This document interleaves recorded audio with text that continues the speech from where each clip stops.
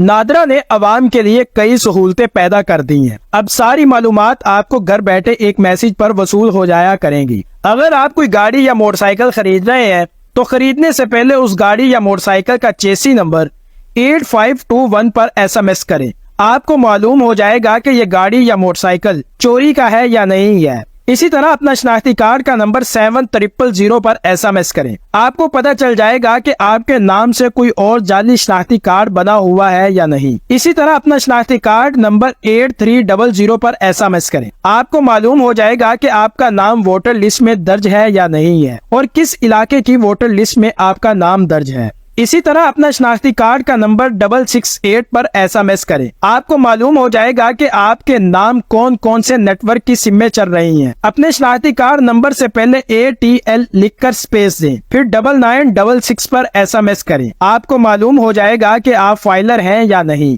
इसी तरह अपना शनाख्ती कार्ड का नंबर 8009 पर SMS करें। आपको अपना शजरा नसब, फैमिली ट्री या बीवियों को अपने शोहर की दूसरी शादी के बारे में मुकम्मल जानकारी मिल सकती है। इसी तरह अपना शनाख्ती कार्ड का नंबर 1166 पर SMS करें। आपको मालूम हो जाएगा कि आपको कोरोना वैक्सीन लगी है या नहीं।